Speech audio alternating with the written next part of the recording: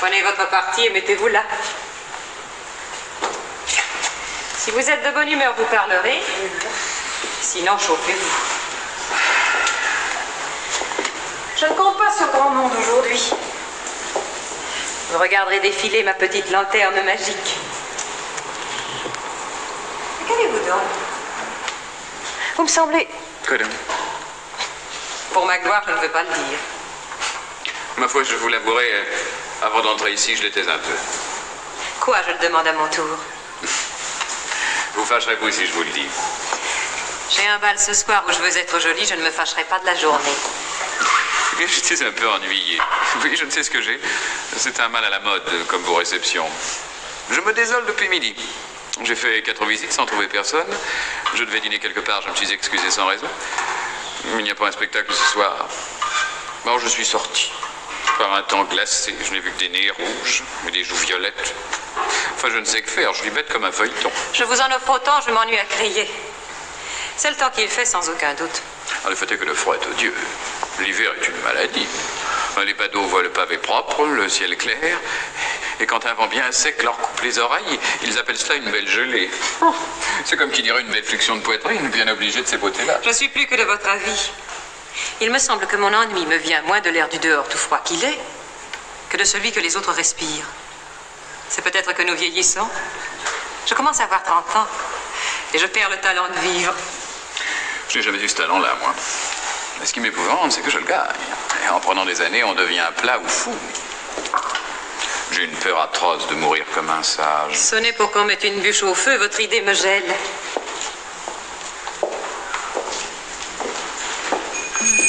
Ah, c'est pas la peine. On sonne à la porte et votre procession arrive. Voyons quelle sera la bannière. Et surtout, tâchez de rester. Non. Non, laissez-les manger, je m'en vais. Où allez-vous? Ben, je n'en sais rien. Adieu, madame. À jeudi soir. Pourquoi je lis? N'est-ce pas votre jour aux Italiens? J'irai vous faire une petite visite. Je ne veux pas de vous êtes trop maussade. D'ailleurs, j'y mène Monsieur Camus. Monsieur Camus? Votre voisin de campagne? Oui. Il m'a vendu des pommes et du foin avec beaucoup de galanterie. Et je veux lui rendre sa politesse. Ah, c'est bien vous, par exemple, l'être le plus ennuyeux. On devrait le nourrir de sa marchandise. Et à propos, savez-vous ce qu'on dit? Non. Mais on ne vient pas qui avait donc sonné. Nous, personne. Ah, c'est une petite fille, je crois. Avec un carton. Je ne sais quoi, une blanchisseuse. Elle est là dans la cour qui parle à vos gens.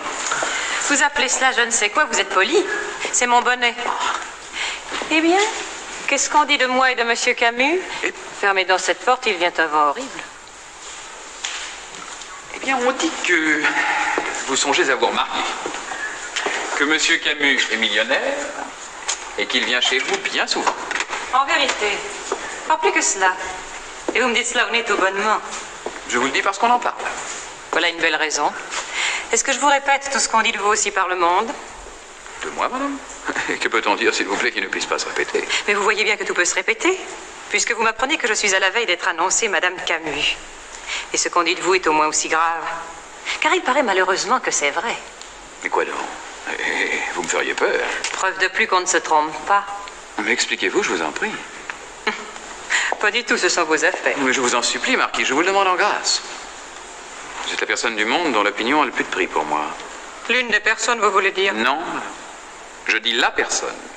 Celle dont l'esprit, le sentiment... Ah, ciel, vous allez faire une phrase. Pas du tout. Si vous ne voyez rien, c'est qu'apparemment, vous ne voulez rien voir. Voir quoi? Cela s'entend de reste. Je n'entends que ce qu'on me dit. Et encore pas des deux oreilles. Vous riez de tout. Mais sincèrement, serait-il possible que depuis 1 an, vous voyant presque tous les jours, faites comme vous êtes, avec votre esprit, votre grâce, votre beauté... Mon Dieu, mais c'est bien plus qu'une phrase, c'est une déclaration que vous me faites là. Avertissez au moins. Est-ce une déclaration ou un compliment de bonne année? Et si c'était une déclaration? Oh, c'est que je n'en fais pas ce matin. Je vous ai dit que j'allais au bal, je suis exposée à en entendre ce soir. Ma santé ne me permet pas ces choses-là 2 fois par jour. En vérité, vous êtes décourageante. Et je me réjouirai de bon cœur quand vous y serez prise à votre tour. Moi aussi, je m'en réjouirai. Je vous jure qu'il y a des instants où je donnerais de grosses sommes pour avoir seulement un petit chagrin. Tenez, j'étais comme cela pendant qu'on me coiffait, pas plus tard que tout à l'heure.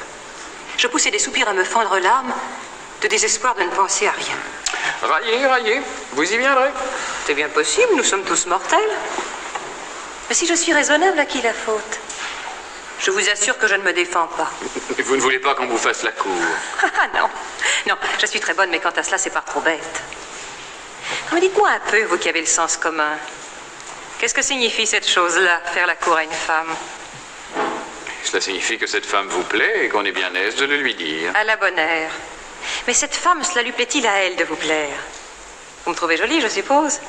Et cela vous amuse de m'en faire part? Eh bien après, qu'est-ce que cela prouve? Est-ce une raison pour que je vous aime? J'imagine que si quelqu'un me plaît, ce n'est pas parce que je suis jolie. Qui gagne-t-il à ces compliments?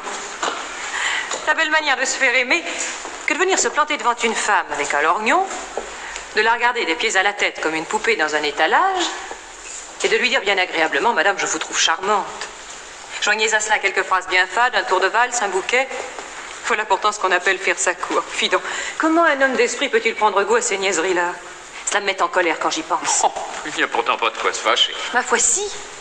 Il faut supposer une femme, une tête bien vide et un grand fond de sottise pour se figurer qu'on la charme avec de pareils ingrédients. Croyez-vous que ce soit bien divertissant de passer sa vie au milieu d'un déluge de fadaises et d'avoir du matin au soir les oreilles pleines de balivernes?